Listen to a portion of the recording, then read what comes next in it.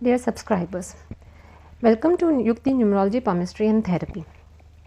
आज से मैं एक सीरीज़ स्टार्ट करने वाली हूँ। हर हफ्ते मैं इस सीरीज़ में एक वीडियो डालूँगी जिसमें मैं 2 सेंट्स की ग्रिड डिस्कस करूँगी and a saints of India, ये सीरीज़ का नाम है। ठीक है, ये जो सीरीज़ है, ये जो टॉपिक है सेंट्स ऑफ इंडिया, ये मेरे दिल के बहुत करीब है। ठीक है, मैंने अपनी बेटी को शुरू से ही, बचपन से ही इन सभी सेंट्स की स्टोरी सुनाई है। मैं पढ़ती थी और मैं उसको सुनाती थी। 10 साल तक मैंने उसको लगातार ये स्टोरी सुनाई है। ठीक है, तो मैंने ज़्यादातर की बायोग्राफीज़ पढ़ी हैं। जो भी मैं डिस्कस करूँगी, मैं लगभग 20-21 सेंट्स को डिस्कस करूँगी। उनमें से ज़्यादातर की मैंने बायोग्राफी पढ़ी है, उनकी टीचिंग्स पढ़ी हैं, उन पे लिखी हुई काफ़ी बुक्स पढ़ी हैं और वो सारे ही मेरे दिल के बहुत करीब हैं। ठीक है, आई एम डोमिनेटेड बाय 7-7। अगर आप लोगों को ना पता हो, मेरा बर्थ नंबर भी 7 है और डेस्टिनी नंबर भी 7 है, तो आप समझ सकते हैं spirituality is core of my life. ठीक है, I have personally read these biographies and teachings and try to follow as much as in my life. ठीक है, बहुत टाइम से मैं शेयर करना चाह रही थी बट टाइम नहीं मिल रहा था। ठीक है, आज मैं स्टार्ट कर रही हूँ ये सीरीज से from 2 very prominent Indian saints. ठीक है, इंडिया के लिए भी और मेरे लिए भी, मेरी ज़िंदगी पर्सनली भी बहुत इम्पॉर्टेंट है। ये मेरा वर्ल्ड व्यू जो है इन्हीं ने शेप करना स्टार्ट किया था। I started with them only when I started my serious spiritual journey. ठीक है, तो ये हैं श्री रामाकृष्ण जी और शारदा माँ, उनकी वाइफ शारदा माँ। ठीक है, अब जो डेट ऑफ बर्थ है मैंने इनकी बायोग्राफी से लिया है या फिर मैं गूगल से देखूंगी जिनकी बायोग्राफी में मैंने नहीं देखा ये डेट ऑफ बर्थ। ठीक है, ज़्यादातर तो मेंशन होता है। दूसरा, मैं इनके बारे में कहने लायक बिल्कुल भी नहीं हूँ। ये इतने महान और इतने बड़े लोग हैं, हम जैसे लोग इनके बारे में कुछ सोच नहीं सकते, समझ नहीं सकते। और इनका जो वर्ल्डली लाइफ है ना, जो अर्थ पे इनका जो इनकारनेशन है, अवतार है, उसमें इन्होंने क्या लीला करी है वो हमारी समझ से बिल्कुल बाहर है। ठीक है, लेकिन फिर भी एक छोटा सा जिसे कहते हैं कोशिश है, इनकी जो ग्रिड्स, जो कि इंफॉर्मेशन अवेलेबल है हमारे पास, ग्रिड्स को समझने से और जो मैंने पढ़ा, जो मैंने जाना, उससे वो किस तरह से कॉन्साइड करती है उसको देखने के लिए। ठीक है, सो आप एक इन्फॉर्मेशन या एंटरटेनमेंट सीरीज़ की तरह इसको देख सकते हैं। ठीक है, क्योंकि मेरी बिल्कुल भी औकात नहीं है कि मैं इनके बारे में कुछ बोलूँ या कुछ जज करूँ या कुछ भी बताऊँ। ठीक है, तो मैं अपनी समझ के हिसाब से आप लोगों के साथ शेयर कर रही हूँ। ठीक है, चलिए शुरू करते हैं। ओके, पहले ही श्री रामाकृष्ण जी, इनकी डेट ऑफ बर्थ है 18 to 1836। ये वेस्ट बंगाल में पैदा हुए थे। इनका बर्थ नंबर जो है 9 बना और डेस्टिनी 2 बना, जो कि 29 से आ रहा है। ठीक है, अब बर्थ नंबर 9 आपको बताता है वो ब्रेव थे, बोल्ड थे, एनर्जेटिक थे, सैक्रिफाइसिंग थे। ठीक है, अब ये बिल्कुल इनकी बायोग्राफी मैंने बहुत बार पढ़ी है, कथामृत इनकी जो बायोग्राफी है, और मुझे बहुत अच्छी लगती है, बहुत बार मैंने ये पढ़ी है। तो ऑब्वियसली बचपन में बहुत ब्रेव थे, ये बहुत बोल्ड थे। ठीक है, बहुत एनर्जेटिक थे और अपने परिवार के लिए और लोगों के लिए सैक्रिफाइस करने के लिए तैयार रहते थे। इन्होंने अपनी फॉर्मल पढ़ाई छोड़ दी थी एक छोटी उम्र में। ठीक है, इनके घर वाले चाहते थे कि ये फॉर्मल पढ़ाई करें, लेकिन इन्होंने अपनी फॉर्मल पढ़ाई छोड़ दी, ये कहते हुए ये मेरे किसी काम की नहीं है। मेरे ख्याल से 15-16 साल की उम्र में इन्होंने छोड़ दी थी। उन्होंने ये कहते हुए कि मेरे किसी काम की नहीं है, वर्ल्डली एजुकेशन जो है मेरे किसी काम की नहीं है, मुझे तो माँ काली को ही पाना है। माँ काली के भक्त थे, जो इनकी डेस्टिनी से पता चलता है। 2 है ना, इमोशनल। ठीक है, इमोशनल ग्रोथ, इमोशनल मेच्योरिटी जो ये लेके आए वो भक्ति के फॉर्म में लेके आए। ठीक है, and he was very creative, very experimental with his methods. अगर आप इनकी बायोग्राफी पढ़ेंगे इनको आपको पता चलेगा। और very bold plus experimental and creative, 9 और 2 का कॉम्बिनेशन। ठीक है, इन्होंने सारे उस वक्त के जो पॉपुलर रिलीजन्स थे उनको फॉलो किया 6-6 महीने के लिए। ये एक मुस्लिम की तरह भी रहे, ये क्रिश्चियन की तरह भी रहे। इन्होंने नॉलेज का पाथ भी फॉलो किया, इन्होंने भक्ति का पाथ भी फॉलो किया, इन्होंने कर्म योग भी फॉलो किया। सारे जो पाथ थे उस वक्त फॉलो करके इन्होंने पाया कि भगवान तक कोई भी रास्ता हमें ले जा सकता है, सभी रास्ते ठीक है, भगवान एक ही है, बस उसके पास जाने के रास्ते अलग अलग हैं। जैसे उन्होंने बहुत इनका फेमस एग्जाम्पल है कि आप पानी को जल बोलो, वाटर बोलो या पानी बोलो, है ना, कुछ भी बोलो, पानी तो पानी है ना, नाम उसको आप अलग दे सकते हैं, काम भी उसका है कि आपको पीना है उसको। तो ये वो माँ काली के भक्त मैंने आपको बताया, लेकिन इन्होंने क्या कहते हैं वो जो निर्विकल्प समाधि होती है जो कि आपका नॉलेज का पाथ फॉलो करके मिलती है, वो भी इन्होंने लिया। तंत्र मंत्र की भी विद्या ली, सब तरह के पाथ इन्होंने फॉलो किए, जो कि इनके क्रिएटिविटी और एक्सपेरिमेंट और बोल्डनेस को दिखाता है, ब्रेवरी को दिखाता है। ठीक है, तो आइए देखते हैं इनका जो ग्रिड है क्या कहता है।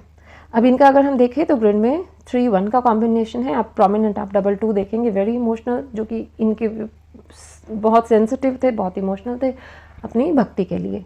ठीक है, और 3-1 का कॉम्बिनेशन है नॉलेज, नेम एंड फेम दोनों था। अच्छा, इनके पास फॉर्मल एजुकेशन नहीं थी, इन्होंने फॉर्मल ग्रंथ नहीं पढ़े थे। तो 3 जब आता है, जुपिटर जब आता है, रिलीजियस स्क्रिप्चर्स पढ़ने के जो हम कहते हैं या फिर किसी भी तरह, तो this does not represent formal education but it represents a knowledge in a particular field. ठीक है, और ये जो 3 वाले होते हैं सेल्फ मोटिवेटेड होते हैं, जिनके ग्रिड में पॉजिटिव 3 होता है, सेल्फ कंट्रोल होता है, तो इनके अंदर ट्रिमेंडस सेल्फ कंट्रोल था। ठीक है, और knowledge, name and fame 3-1 represent करता है 1-8।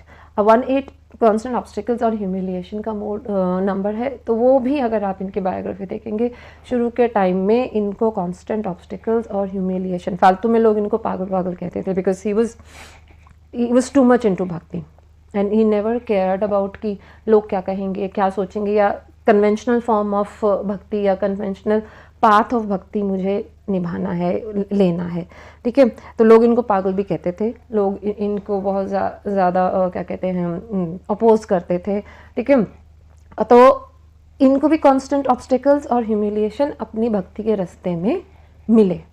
ठीक है, फिर आगे 2-8 का योग इनके एलर्जीज एंड एंजाइटीज़ जो देता है, और वो थी कुछ चीज़ों के लिए एलर्जिक थे और एंशियस। ये शुरू से ही अगर आप देखेंगे एक constant theme of his biography is anxiety first about having Darshan of माँ काली। वो माँ काली के दर्शन करना चाहते थे, वो उनके लिए बहुत तड़पते थे, रोते थे, एंशियस होते थे। ठीक है, कि आप मुझे क्यों नहीं दर्शन दे रहे हो, क्या मैं सच में पागल हूँ जैसे लोग मुझे कह रहे हैं। तो एक ये इनका एंशियस स्टेट और ओवर इमोशनल स्टेट जो है वो हमें दिखता है इनकी बायोग्राफी में। ठीक है, और एंजाइटी इनको काफ़ी थी उससे रिलेटेड, और फिर वो अपने भक्तों को लेके बहुत ज़्यादा मदरली लव जिसे कहते हैं, आप अगर उनकी बायोग्राफी पढ़ेंगे, उनके भक्तों की आप बायोग्राफीज़ पढ़ेंगे, तो उन्होंने यही बताया, वो एक मदरली लव जो होता है ना, मदरली लव देते थे उनको।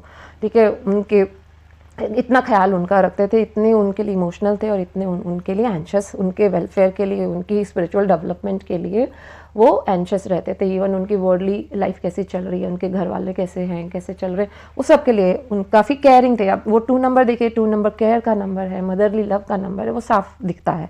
ठीक है, फिर इन 3-6-2 का नंबर है गुड फैमिली लाइफ। अब देखिए जितना सेंट्स का एक एग्जाम्पलरी फैमिली लाइफ हो सकती है, इन्होंने एक आइडल हाउस होल्डर बन के दिखाया कि विदाउट एनी वर्डली, जो हम हस्बैंड वाइफ का रिलेशनशिप लेते हैं, उसके बिना हस्बैंड वाइफ एक स्पिरिचुअल रिलेशनशिप में कैसे रह सकते हैं। और अब अगर आप शारदा माँ की बायोग्राफी पढ़ेंगे या उनके बोल सुनेंगे, तो वो यही कहती थी, he was an ideal husband. वो हमेशा उनका बहुत ख्याल रखा उन्होंने, उनको उनके वो गुरु बने, उनको स्पिरिचुअली डेवलप किया।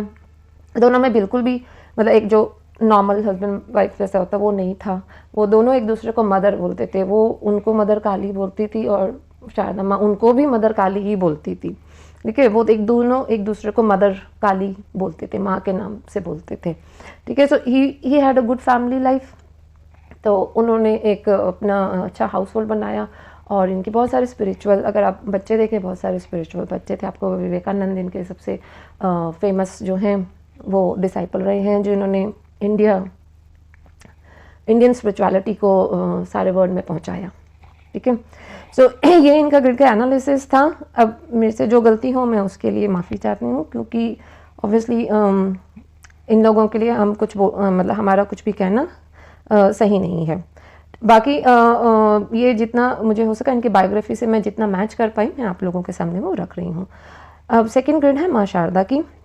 अब माँ शारदा की ग्रिड देखिए आप, इनका डेट ऑफ बर्थ जो सोर्सेज से मिला है वो है 22/12/1853, बर्थ नंबर 4 और डेस्टिनी 6 जो कि 24 से आ रही है। काफ़ी अच्छी डेस्टिनी है। हस्बैंड का सपोर्ट जो दिखाती है, ठीक है, लग्जरी दिखाती है, ठीक है, ये इमोशनल और क्रिएटिविटी ये भी दिखाती है। अब डेस्टिनी 4 बेसिक 4 है। अब बेसिक 4 क्या है? Bold, out of box thinking, trouble childhood. अब हाँ, इनका बचपन में इनको काफ़ी स्ट्रगल रहा। वो आप इनकी बायोग्राफी पढ़ेंगे तो देखा, इनका जो घर था बहुत ही गरीब घर था। इनके बहुत सारे छोटे भाई बहन थे जिनका इनको ख्याल रखना, और छोटी उम्र से इन्होंने खेतों में काम करना, घर में काम करना और अपने छोटे भाई बहनों का ख्याल रखना शुरू कर दिया था। काफ़ी गरीब घर से थे, बहुत स्ट्रगल किया इन्होंने एज छोटे में, ठीक है। 22 से आ रहा है तो देख रहे हैं ये भी काफ़ी इमोशनल रही हैं बचपन से ही, ठीक है। बाकी इनका डेस्टिनी 6 है। अब चाइल्ड और चिल्ड्रन रिलेटेड इश्यूज इनके ग्रिड से जो दिखते हैं वो है बर्थ नंबर 4, ठीक है। सो उनको जिनका भी बर्थ नंबर 4 होता है वो थोड़ा इनको चिल्ड्रन रिलेटेड इश्यूज रहते हैं। तो हम देखेंगे इन्होंने वैसे इनके कोई बायोलॉजिकल चिल्ड्रन नहीं थे, बट इन्होंने कई लोगों का अपने बच्चों की तरह ख्याल रखा, उनसे भी इनको परेशानी थोड़ी बहुत रही, ठीक है। अब 3-1 है नॉलेज और नेम फेम का नंबर, ये सिमिलर है जैसे उनके पास था। आप देखिए कितना मतलब काफ़ी सिमिलर नंबर्स आपको देखने को मिलेंगे। 3, 1, 6 और 2 काफ़ी कॉमन नंबर्स हैं दोनों ही के ग्रिड में, श्री रामकृष्ण जी के और शारदा माँ के ग्रिड में, ठीक है। डेस्टिनी 6 है तो कोई बेसिक नेसेसिटीज़ की कभी कमी नहीं हुई, लेकिन फिर भी इनको बीच में एक टाइम आया था जब रामकृष्ण जी गुजर गए थे और इमीडिएटली बाद शी वॉज अ शाई पर्सन, है ना। आप देखेंगे मल्टीपल 2 जो है इंसान को शाई बनाता है, ठीक है, ओवर एंशियस, ओवर इमोशनल बनाता है। So she was a very shy person before the death of Shri Ramakrishna ji. ये अपने कमरे से बाहर नहीं निकलती थी उस वक्त, वैसे भी टाइम 1800s में ऐसे ही टाइम था। So women were not very outgoing, तो काफ़ी रहती। तो उस वक्त इनके श्री रामकृष्ण जी के जाने के बाद इनका किसी से कांटेक्ट नहीं था कोई, और लोग सब अपने अपने इतने दुख में थे, इनके डिसाइपल्स भी सब भी, किसी को ध्यान ही नहीं रहा माँ शारदा का। तो इन्होंने कुछ महीने काफ़ी दिक्कत में काटे, ठीक है। तो वो किस लिए आया? वो मनी इश्यूज आया 6-5 और 5-4 की वजह से।